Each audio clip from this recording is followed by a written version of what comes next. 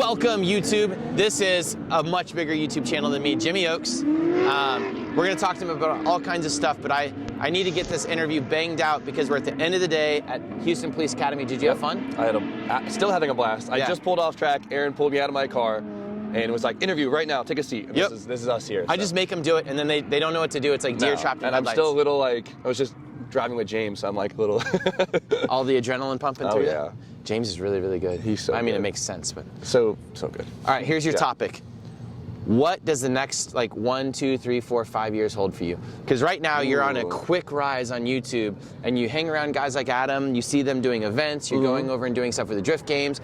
Probably, I'm assuming in the last 24 months or maybe even just 12 months or whatever, your world is opening up huge and quick and all these opportunities. So what kind of opportunities are you going after? So opportunities, obviously growth is the most generic answer ever, right? The bigger the channel gets, the more I could do, the more I could be involved with, and just the reach of everything. In terms of you want to know channel goals or personal goals? No, personal goals. Personal goals? Channels are just YouTube channels, Yeah. and they come and go. It's not like your soul. Yeah. Your soul is what you really do. For sure. I mean, my 5-year plan is, I kind of re-sparked my love for drifting this year, which was huge. So my goal is next year at least is to start doing some more grassroots comps and stuff like that, have some fun with that, explore that level of drifting, right? Because that's the next step. And you get that, you hopefully get a couple wins, and then on to whatever is next after that, just have some more fun and do that. So, man, and then 5 years.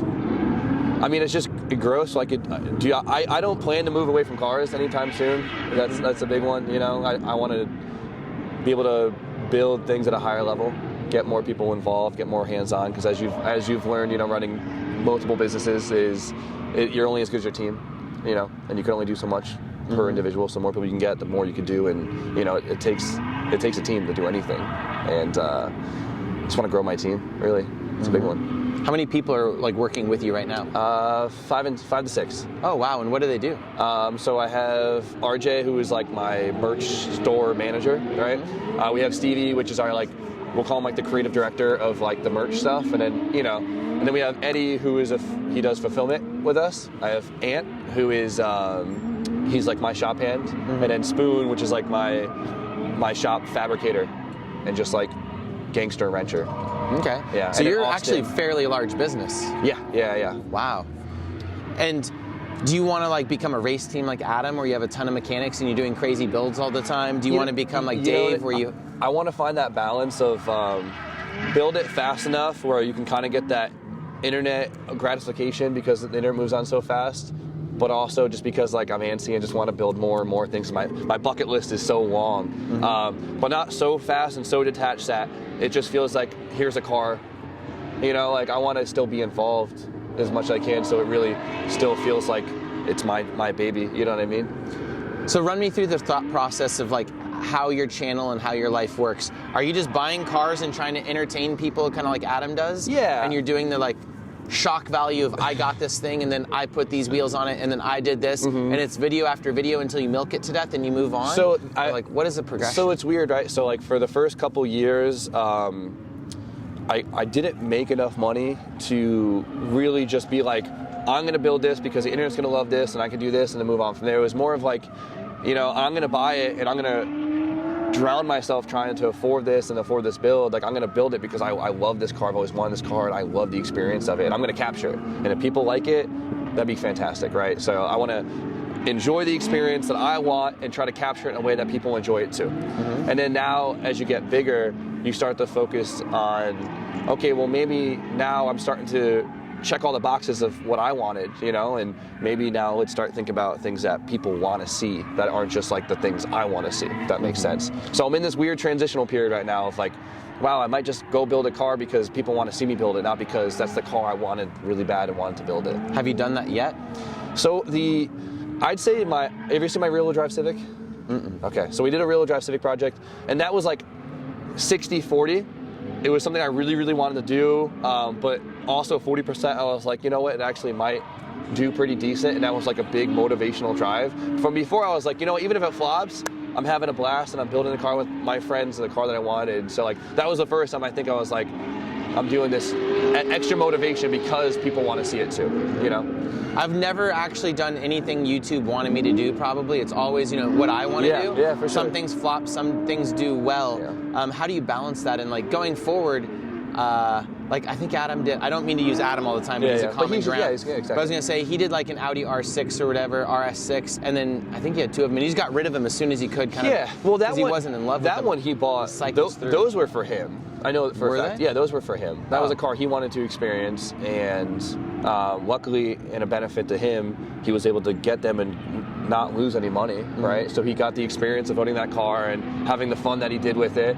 He built it with good connections, and then when he was maybe not the car he was expecting, he sold it. I think he made money knowing Adam, and he got content out of it too, so it was like a triple win. I must have talked to him afterwards because he didn't seem too enthusiastic about the car kind of thing. Really?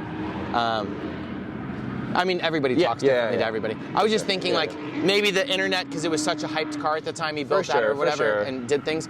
So, but no, there's some drives. I know there's a car that he bought recently that I think he wants to try, but he also is in the bait of like, okay, people want to see this too, and I think he bought it. Man, we'll find out in a couple months, right? Yeah, I always see Adam's cars, or he tells me about them, and then I don't realize they're on his channel, or not on his channel. Yeah, so then, like 3 months later, they release it. I'm like, wait, I thought this was like forever ago. He's pretty good. Like the only time I don't see him not keeping things a secret is usually when they're a giveaway car. That's usually when he keeps it a secret. And then you're on the compound, and you're like, don't film. So, going forward, do you think you're going to start going, like, say, Mr. Beast or something? I listen to some podcasts with him, because I try to, like, I'm the worst YouTuber ever. Yeah. I always think about, if you do want to grow or you do want to do crazy things, you do need to build something that other people want to see, because they're the audience, and you need to revolve around them if you want to have the life of a YouTuber and make money and do all 100%. These things. But at the same time, there's something where you lose your soul and everything, and like, I don't know the balance of it. I'm obviously like so low down. So I'm in that transition period now where I've been pretty fortunate about being able to do what I wanted, and just trying to do it in a way and capture it in a way that like people, like also want to see it. But what I've noticed, and which is almost seems common sense when you think about it, is the automotive industry is only this big, right? Like we feel like we're so big, but in terms of niches of other topics, like we're nothing. Like think about like the gun community, like something like niche like that company's. I mean, that whole world is so much larger. Like the off-roading world seems small to us because we're not a part of it, but it's so much bigger. Our friends Kevin and Brittany, by the way, they did drifting content, and it didn't do anything. No. And then they got into Jeeps, and their channel exploded, it's crazy, and they're right? like buying Ferraris now, and like they're proper YouTubers doing crazy crap with crazy money. So, and it's just because that community had so much. Exactly. More so money. it's kind of crazy how like there is niches for it. So I guess like broadening it in a sense of being more.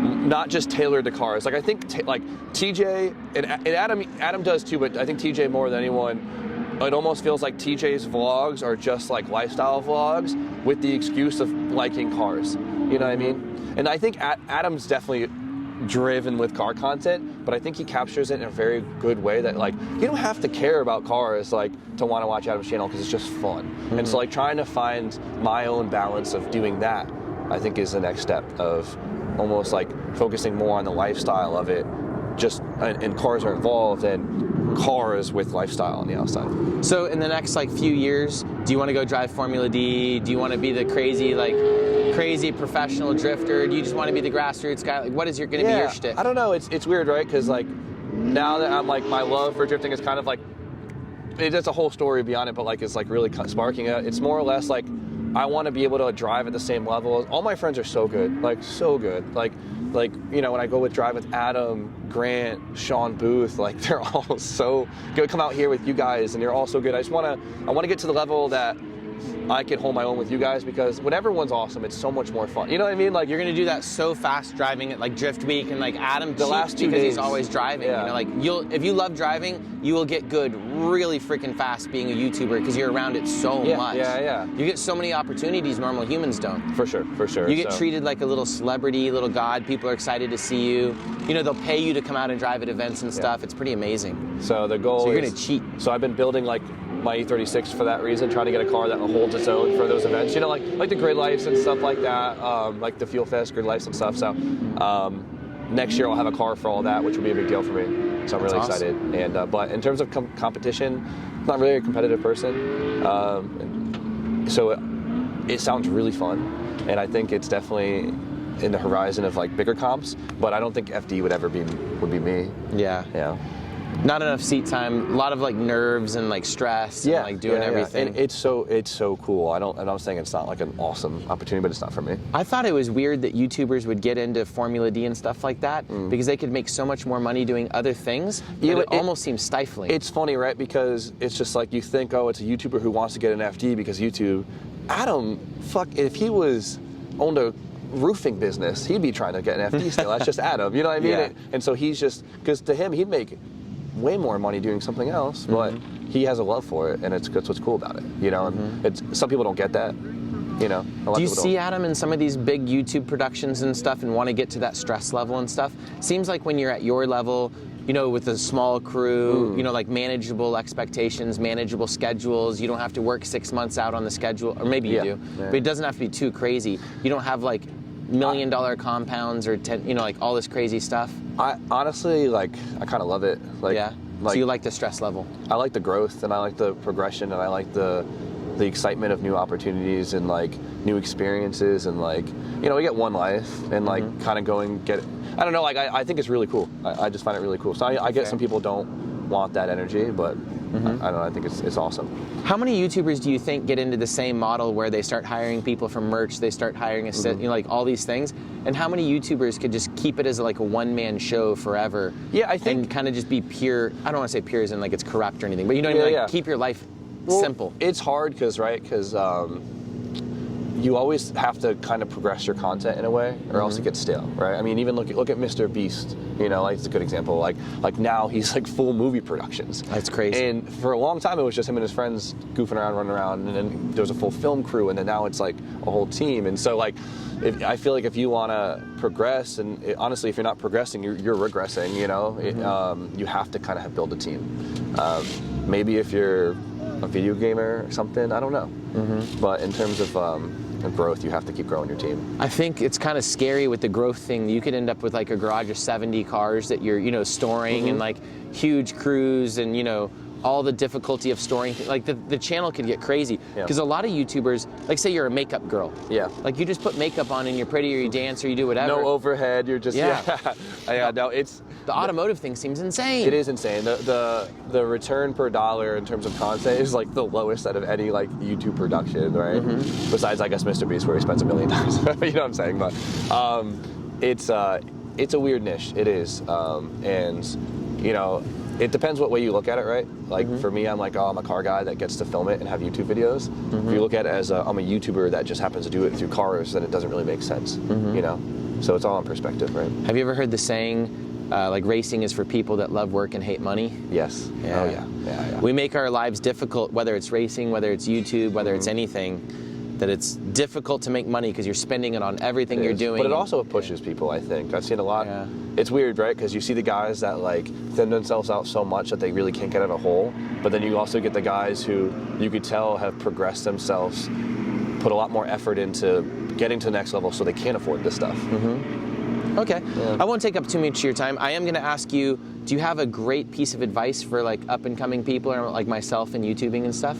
For cool advice? Cool advice for YouTubers or just people in general? Like YouTubers and stuff. It can be whatever. I mean, you've been around so much cool stuff in the past couple years. You've had to have learned amazing things. I mean, with the YouTube stuff, because I get asked all the time, what's the secret, right? Oh, I'm not asking what the secret. No, but I'm you know what I'm asking saying, like fun advice. The fun advice. I don't know. Like, my biggest advice to people of influence is just do what you will have the most fun doing, because people just feel the energy. Because you can kind of fake real energy, you know, good energy, but you can't fake the real energy. And like, I feel like people really soak up the real energy, like purely. I don't know. So like, do what you love.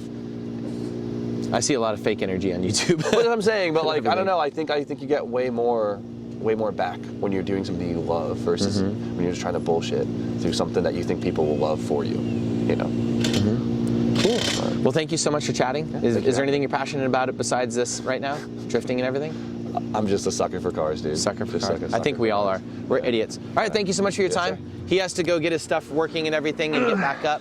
I hope that, can you feel any progression with this? Oh, insane You're progressing? amount. Insane amount. Cool. Yeah. Yeah, I was gonna say forcing it into like a short time frame, kind of like an Ebisu or Drift Yep, Week or lap anything. to lap to lap. It helps a lot. It's funny. Sorry to keep adding, but it's You're good. funny. Like Keep doing it.